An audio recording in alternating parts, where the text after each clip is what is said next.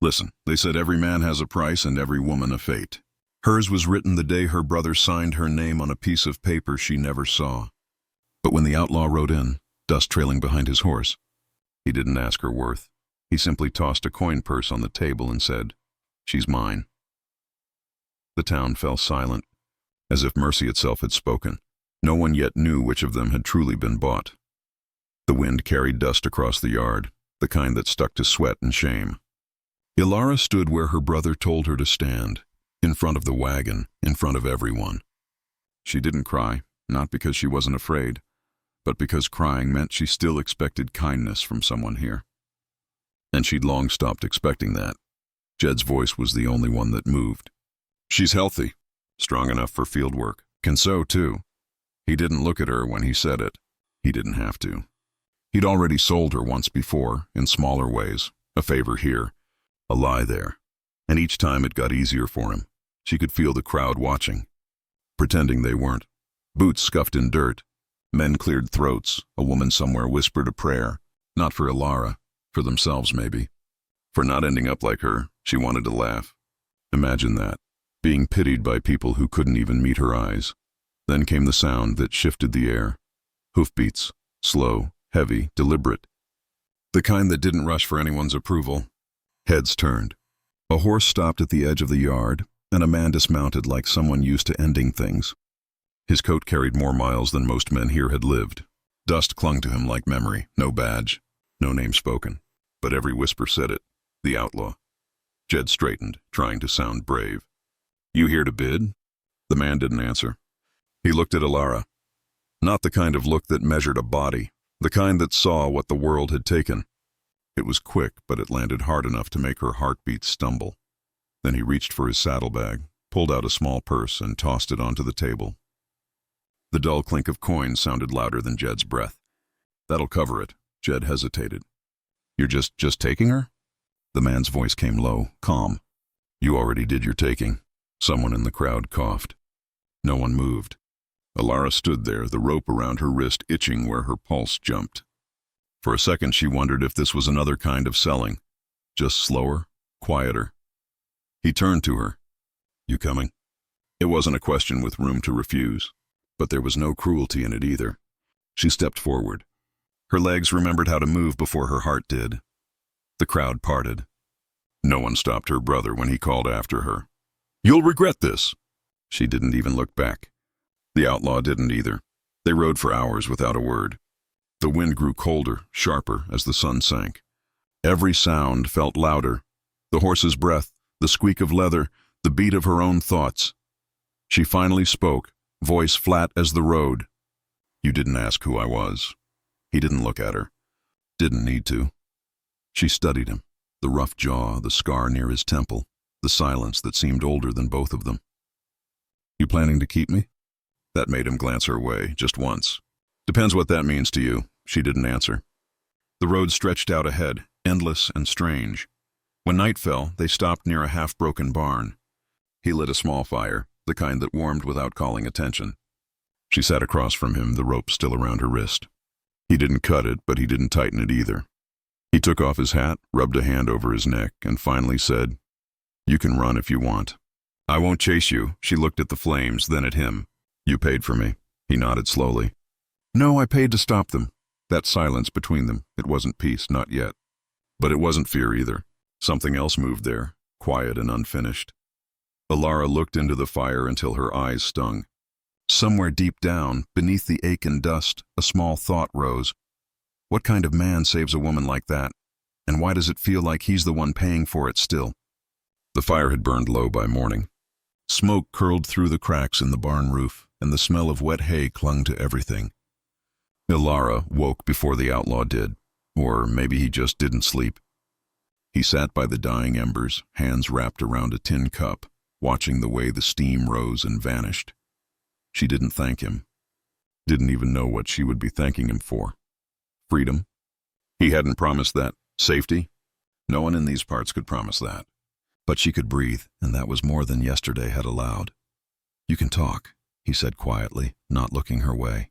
"If you want." She almost smiled at that. "And say what?" He shrugged. "Most people start with a question."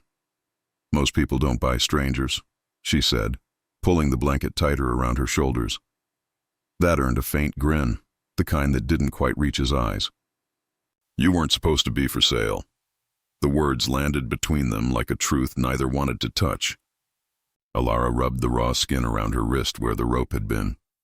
You're no preacher. Why'd you care? Maybe I don't, he said. Then softer, maybe I used to. She studied him in the dim light, the scar near his jaw, the steady way he moved, as if every choice was already paid for. There was something tired in him, but not weak. A man who carried ghosts the way others carried bullets. When she spoke again, her voice had changed. What's your name? He hesitated. Cale. She waited, then asked, Cale what? He glanced at her, one brow lifting. If you're planning to tell the sheriff, better do it before breakfast. She didn't flinch. You really think I'd trade you in after what you did? I've learned not to think too much about people, he said. They surprise you in the wrong ways. The silence stretched, broken only by the crackle of the fire. Outside, the wind had turned cold again. The barn doors rattled, reminding them both that the world didn't stop just because two people didn't know what to say next. Cale stood, slung his coat over one arm and said, There's water behind the barn. Wash up, we'll ride soon. Alara nodded but didn't move. Ride where? He paused at the door, his back to her. Away from people who sell others. She almost laughed. That's a long ride. He didn't disagree. They left before sunrise. The road cut through a stretch of dry land dotted with mesquite and wind-worn fences. The sky was pale gold, soft enough to make even ruin look gentle. For a while, the rhythm of the horses filled the silence. Then she said, You didn't have to say I was your wife. He exhaled, slow. Would have made things worse if I hadn't. For me? For both of us. She turned toward him, the brim of her borrowed hat shadowing her eyes. You think pretending makes it safer? I think pretending keeps us alive, he said. There was something in his tone, not pride, not guilt, just experience. The kind that comes from burying too many mistakes. By noon, they stopped at a creek. Cale tended to the horses, while Alara knelt by the water, watching her reflection ripple and break. She didn't recognize the woman staring back, hair tangled, eyes hollow, but not empty. Somewhere under all that dirt and anger, she still looked like someone who wanted to believe in goodness. Cale tossed her a piece of bread from his saddlebag. Eat. It's all we've got till sundown. She caught it, tore a piece off, then said, You always talk like you're on the run. He smirked. You always talk like you're not. That almost made her laugh. Almost. As the sun dipped low, they found shelter near a small ridge, a rocky hollow, half hidden from the trail. Cale built another fire, smaller this time. The light flickered across his face, catching something human beneath the wear. She sat across from him, arms wrapped around her knees. You ever had someone trade your life for theirs? He looked up slowly. Once. What happened? He stared into the flames for a long moment. I lived. They didn't. The wind carried the smell of cedar and ash. Neither of them spoke after that, but something shifted. Not warmth, not yet. Something quieter. An understanding that both had lost more than they were willing to say. As the fire faded, Alara thought about his words, about the road behind and ahead, and wondered if maybe they weren't two strangers anymore, just two debts still waiting to be paid. The storm had passed, but the quiet it left behind felt heavier than the rain. Cale's cabin sat tucked into a bend of the canyon, part stone, part memory, a place that didn't ask questions. When Alara stepped inside, the air smelled of wood smoke and coffee long gone cold. He pointed to a chair by the hearth. Sit if you want. She hesitated, brushing dust from her skirt. You always bring strangers home. He half smiled, setting his hat on a peg. You look too stubborn to die out there. There was no charm in it, just truth, the kind that sits between two people who have already seen too much. She sat, not because he told her to, but because her legs finally gave up arguing. He poured coffee, handed her a tin cup. She noticed his hands, rough, scarred, steady. A man who'd worked, fought, maybe even begged once. The silence between them didn't hurt. It just lingered like smoke that refused to leave the rafters. After a long sip, she asked, You ever get tired of running? He looked at her, then at the fire. You think I'm running? I think everyone who rides alone is, she said. That earned her a small nod. Then maybe you're one of us now. She almost laughed. Almost. You think I asked for this? No, he said quietly. But sometimes what saves us doesn't ask either. His words hung there, strange and heavy. She wanted to ask what he meant, what or who had saved him. But the look in his eyes said he'd already answered that once. Long ago, and didn't care to again, as night deepened. She found herself watching him work. He moved with quiet precision, checking the rifle, folding a blanket, fixing the latch on the door. Everything he did seemed like a conversation he'd had 100 times before. She wondered if loneliness always looked this disciplined. When she finally spoke, her voice came softer. You could have left me there. He didn't look up. I could have. Why didn't you? He paused, then said, because someone once didn't leave me. That stopped her cold.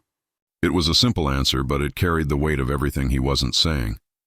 Later, when she lay on the narrow cot by the wall, she couldn't sleep. The wind outside pressed against the shutters like it wanted in. Every creak of wood felt like another question she wasn't ready to ask. She thought about her brother, his face red with drink and desperation. About the crowd, about that coin purse hitting the table. She should have felt owned, used, small. Instead, she felt something far more confusing. Safe. That word frightened her more than the rest. Cale stirred near the fire, restless. Maybe he couldn't sleep either. She almost asked him what kept him awake, but the question stayed in her chest. At some point, he spoke, voice low, as if to the fire itself. You're not a prisoner here. You leave when you're ready. She didn't answer. Didn't need to, because what she wanted to say was something she barely believed yet. I don't know where else to go. The flames flickered, shadows dancing across the rough walls. For the first time in years, Alara didn't dream of escaping. She dreamed of silence that didn't hurt, and though neither of them would say it aloud, both wondered the same thing as the night deepened, whether mercy was something you gave once, or something that kept coming back, dressed in the dust of strangers who didn't yet know how to stay. The morning started like any other, too quiet to trust. Cale had gone into town for supplies, leaving Alara at the cabin with the sound of wind scraping against the shutters. She told herself it was just another day, that he'd come back by sundown. But the silence had changed lately. It carried words unspoken, things she couldn't name. She set out the wash, trying not to think. The creek water bit cold against her hands. Every time she wrung out a shirt or coat, she remembered the night he said, "You're not a prisoner here." She'd believed him. Maybe too much. By the time she saw the dust cloud rising on the ridge, she knew it wasn't him. 3 riders, sheriff's men from the looks of them. Stiff posture, clean hats, rifles too polished for honest work.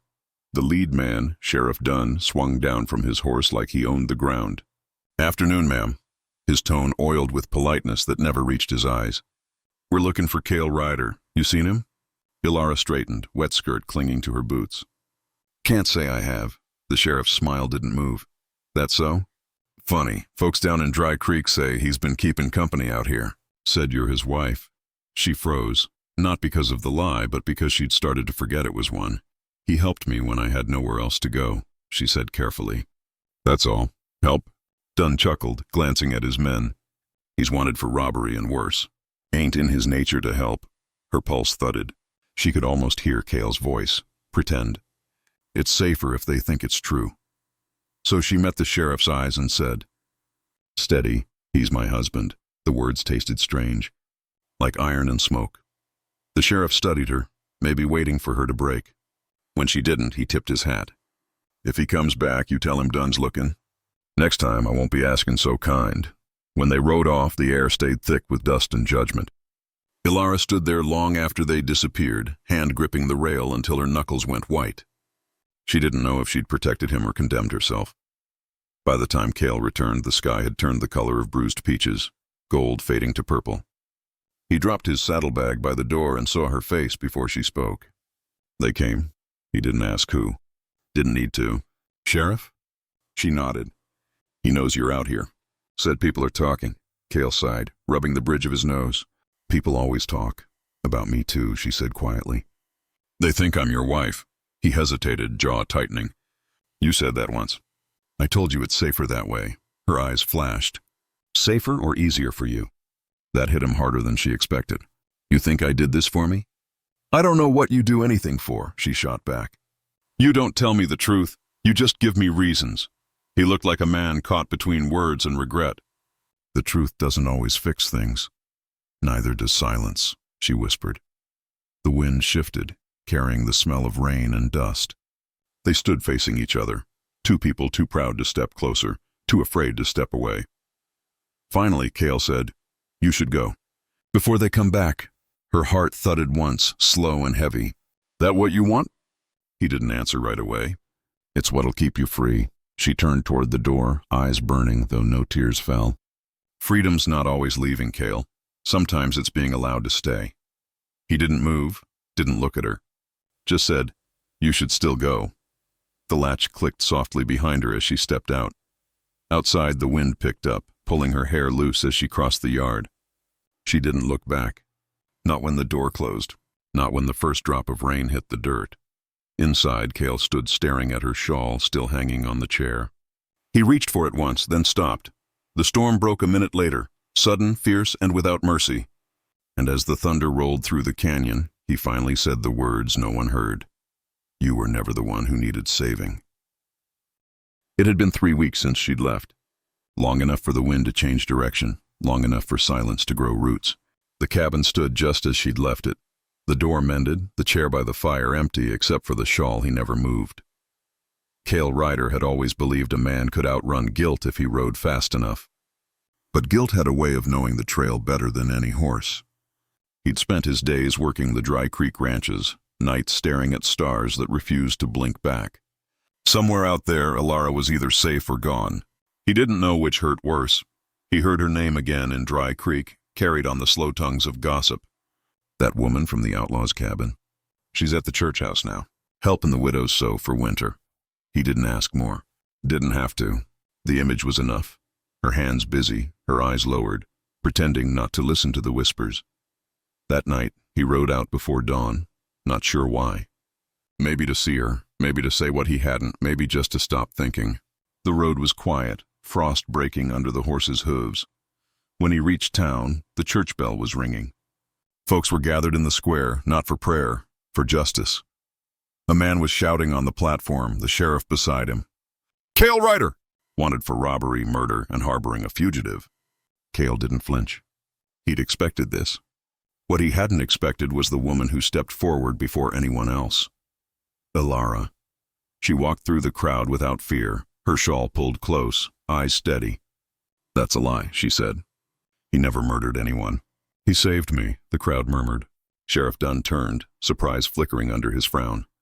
Ma'am, I'd be careful what you say. Harboring a criminal's a sin and a crime, both. She stood her ground. Then write me beside his name. The air went still. Even the bell seemed to hold its breath. Cale stepped out from behind the post he'd been leaning on, hands open, empty. That won't be necessary, Sheriff. Alara turned toward him, not shocked, not afraid, just relieved in a way that broke something inside him. Dunn's voice came hard. You show up here, Ryder, you don't walk away. I'm not here to, Cale said. But I'll tell the truth before you hang a lie. He told them everything. The robbery, the mistake, the friend he couldn't save. The reason he stopped running wasn't redemption. It was because he'd seen the same kind of loss in her eyes. When he finished, no one spoke. Even Dunn's hand on his pistol loosened a little. Then Alara did the unthinkable. She stepped to his side, slipped her hand into his, and said, If you take him, you take me too. I'm done pretending I owe the world more than I already paid. It wasn't defiance that silenced the crowd. It was truth, plain, unpolished, and heavier than any gun. The sheriff looked from one to the other, jaw working. Finally, he said, Get out of my town before I change my mind. They didn't wait to hear it twice. By the time the sun rose, they were miles down the trail, the sky turning the color of promise. Neither spoke for a long while. Words had done enough damage. When they finally stopped, Cale dismounted, looked out at the ridge line glowing in the light. Didn't think you'd come back, he said. Alara smiled faintly. Didn't think I'd have to. He met her eyes, quiet, unsure. You sure about this? She nodded. I was sold once, remember? I'm choosing this time. He didn't try to answer. Some truths didn't need a reply. The wind swept across the valley, stirring the dust around their boots. She reached for his hand, and for once he didn't pull away. Behind them, the world they'd escaped grew smaller with every step. Ahead, the land opened wide and clean, untouched by judgment. "You're free now," he said softly. She looked at him, eyes calm as morning. "So are you." And as they rode toward the horizon, the sun climbed over the canyon, spilling gold across the ground like forgiveness itself.